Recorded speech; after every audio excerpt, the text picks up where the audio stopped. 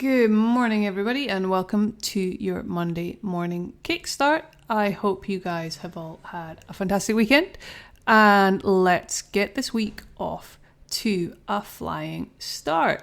So first off, I'm in the UK. I'm back. I'm actually in England, not Scotland this time. I'm in England all this week. It is my mum's 70th birthday, my dad's 60th birthday, my sister's 40th birthday, and my auntie's 80th birthday. So this is the year of the big birthdays. Everybody's going into a new decade. And we thought, rather than having loads of birthday parties, we're just going to join them all together and have one giant birthday bash. A bash is another word for a party. So we're having one big birthday bash in a place just outside Blackpool called Lytham. I think it's pronounced Lytham. So it's a little seaside town. And it's not too far from my sister's house. She lives in Wigan, which is kind of near Manchester. So we are renting an Airbnb for the weekend. I think there's 12 of us in total. So it's going to be quite chaotic, I imagine, but good chaotic. It's, it's going to be lively in that living room. But there is a kite festival on over the weekend, and this kite festival is down on the beach. It's fantastic for kids, so everybody goes there and flies kites, and there's kites of all shapes and sizes, like dragons and your more traditional kind of rhombus shaped kites, and it's good clean family fun. But the key thing for us is it's a bit of quality time. Chance to catch up with everyone, do some bonding. We're quite a close-knit family in general, but we don't often get the chance to catch up because everybody lives all over the place. I'm in Tenerife, as you guys know. I have one sister in England.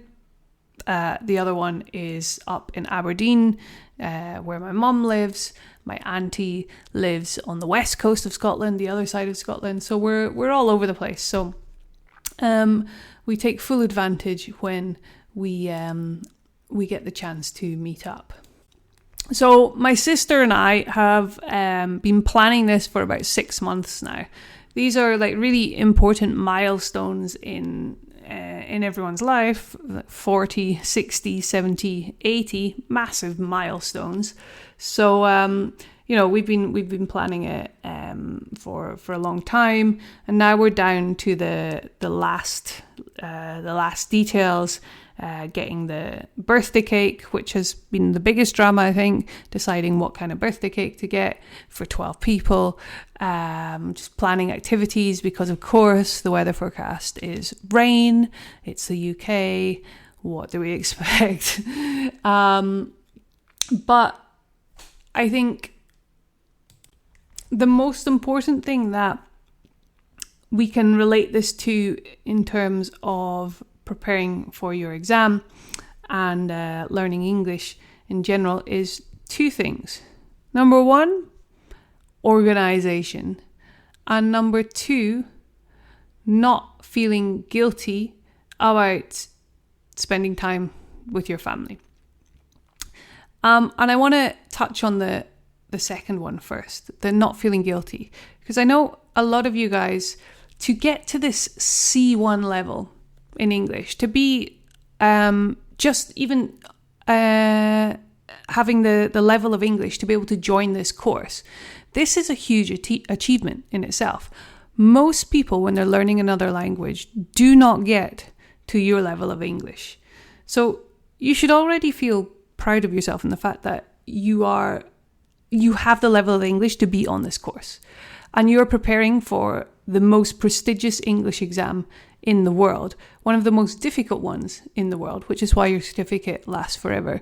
So the fact that you're doing this shows a lot about your character and your personality as it is. And I tend to find with this kind of personality, and I am the same way as well, that we are very, very hard workers. We push very hard, and we are very hard on ourselves. If things do not go perfectly, or if we do not get 100% in an exam task or something, then we're hard on ourselves. We're like, we should be doing better. We should be working harder. We should be pushing more.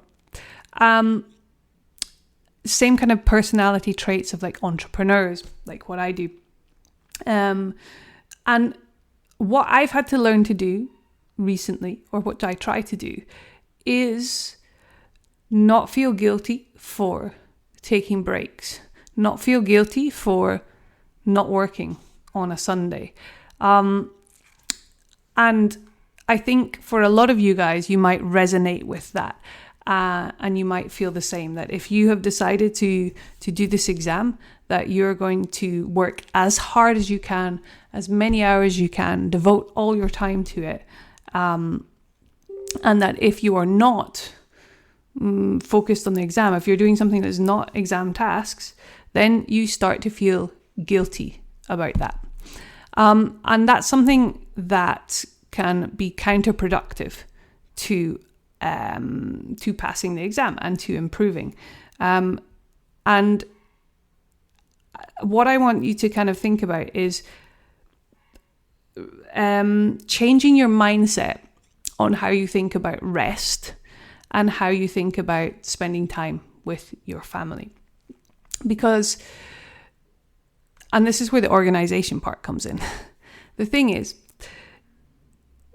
when you start on the course, we look at how much time realistically you have available, and we make you a custom study plan to work on your weaknesses with the time you have available, a realistic amount of time. We're not giving anyone timetables that are studying for 6 hours a day or something unrealistic, because you're going to burn out. And in fact, studying for more than 2 hours a day or 2 hours at one time is actually, like, with the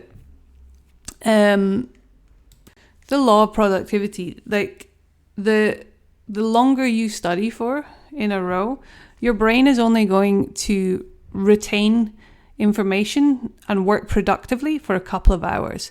After that, your productivity levels and your retention of language and new ideas goes down dramatically. So even if you sit and study for like 5 hours a day, only 2 of those hours are going to be productive. So that extra 3 hours, you're kind of sitting and forcing yourself to study, is not really producing that much of an advantage compared to the time that you're spending on the activity. So I would much, much rather that you stick to your study plan and, you know, do what you're supposed to do for that day. And then that's you done. That's you finished for the evening or the day. Take that time to rest, to relax, to spend time with your kids, spend time with your family, and do that guilt-free, knowing that you've ticked the boxes. You've done what you were supposed to do that day. In contrast, if you don't follow the study plan, or you follow the study plan but then you add things to it, you're like, no, I'm going to do this, this, and this, these extra tasks, then you're never going to get to the end of your to-do list before the end of the day, which leaves you feeling guilty when you stop. You stop studying at the end of the day and you're like, oh God, I've not finished everything on my to-do list. Oh, I'm a failure. I'm terrible. I'm going to have to get up even earlier tomorrow to get these things done. So giving yourself unrealistic goals kind of sets yourself up for failure and just makes you feel guilty. Any rest time you do have, you're not enjoying it because you're thinking of your big to-do list.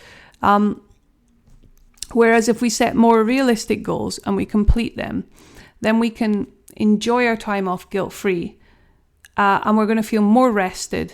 We're going to feel happier. We're going to be less likely to get burnt out. And we're probably going to see more benefits from that in the long run. And it reminds me of the story of the woodcutter. You've probably heard it before. If not, I'll tell it quickly for you now. So there were two woodcutters in the woods, obviously, cutting trees. They were chopping down trees. And they were working for a company, and every day they were both very hard workers. They'd be chopping down the trees, chopping. But one of them was younger. He was fitter. He was very strong. And he was working from day to night, non-stop, cutting down these trees. And he was extremely determined to cut down more trees than the older worker who had been there for a while. So, they both started at sunrise, and they were chopping. But the young woodcutter just kept going, and he was, sweating. His muscles were aching, but he kept going. But the older woodcutter always went away in the middle of the day for a couple of hours. He disappeared. And then he came back again and continued chopping the wood. And at the end of the day, the older woodcutter who went away and disappeared for a few hours in the middle of the day, the older woodcutter had always chopped more wood at the end of the day than the younger guy who was chopping and sweating from dawn until dusk. And the younger woodcutter, one day, he was absolutely furious, and he was like, how is it possible?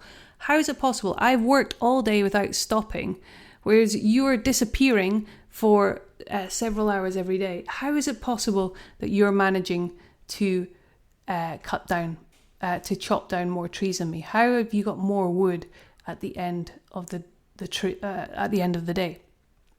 I don't understand. And the older woodcutter said to the younger woodcutter, well, when was the last time you sharpened your axe?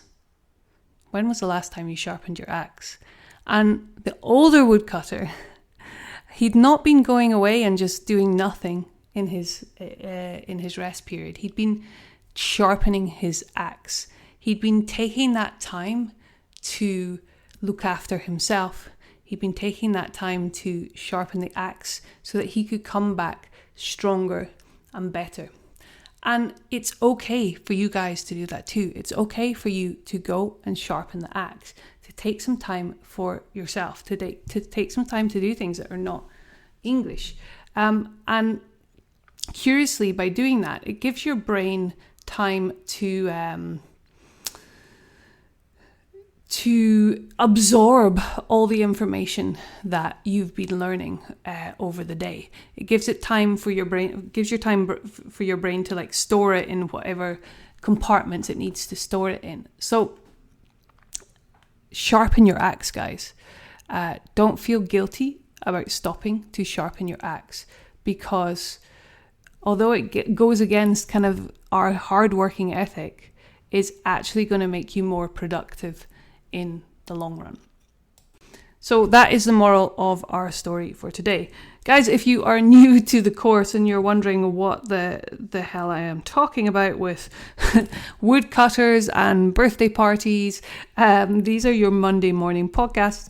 I send these out every Monday just to give you a little bit of motivation to start your week off, a little bit of new vocabulary, and hopefully some tips to help you with your English and your exam and your mindset. So I hope you find this useful. Let me know in the Telegram group if there's anything that resonated with you today, and I will see you in the speaking sessions very soon. Take care. Have a good one. We'll see you soon.